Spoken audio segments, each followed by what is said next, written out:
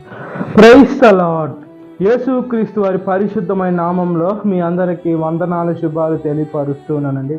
మనం ఈ లోకంలో కొత్త వస్తువులను కొంటామా, పాత వస్తువుల్ని కొంటామా అంటే మనము ఏదైనా మంచిది అంటే కొత్తదే కొనాలని చూస్తూ ఉంటామండి.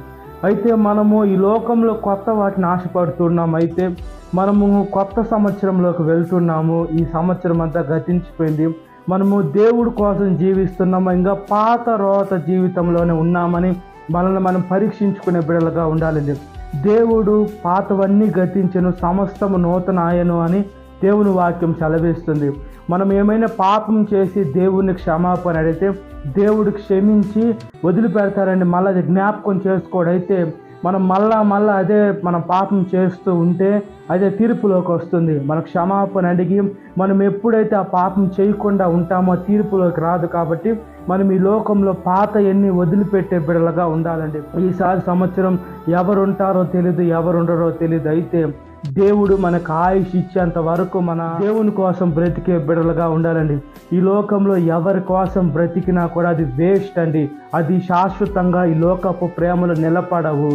దేవుణ్ణి ఎప్పుడైతే ప్రేమిస్తూ ఉంటామో, దేవుణ్ణి కానీ మన జీవితంలో మనం ముందు స్థానం ఇస్తే దేవుడు గొప్పగా మనల్ని ఆశీర్వదిస్తాడండి.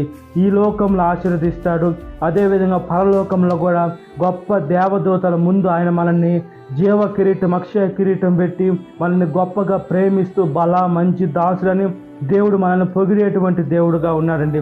మనం ఈ లోకంలో చాలా జాగ్రత్తగా ఉండాలి.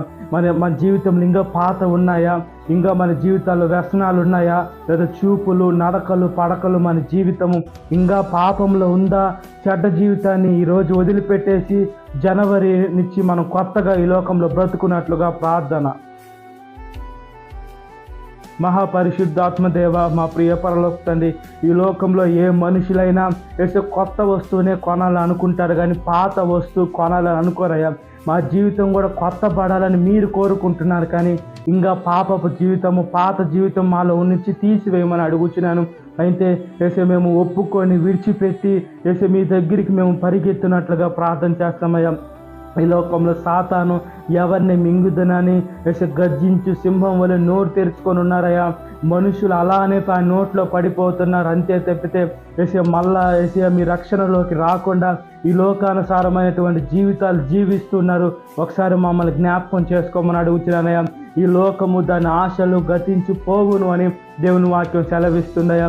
అదేవిధంగా మా జీవితాలు కొత్తగా చేసుకొని మా యేసుక్రీస్తు వారి సాక్షులుగా బ్రతికి, అదేవిధంగా మేము రక్షణలోకి వచ్చేది కాకుండా మా సాక్ష్య జీవితం ఇతరులకు ఉపయోగపడి వాళ్ళను కూడా సర్వసత్యంలో తీసుకొని వచ్చే మంచి జీవితాన్ని మాకు దయచేయమని ప్రాధేయపడుతున్నాను.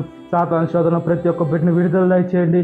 ఈ వాక్యం వింటున్న ప్రతి ఒక్క బిడ్డని పేరు వచ్చిన జ్ఞాపకం చేసుకోండి. ఈ దినకాలపు దేవునితో నింపమని నజరేయుడైన యేసుక్రీస్తు వారి పరిశుద్ధమైన నామములో మిక్కిలి వినమ్రత అడుగుచున్నాను నా పరలోక తండ్రి, ఆమేన్.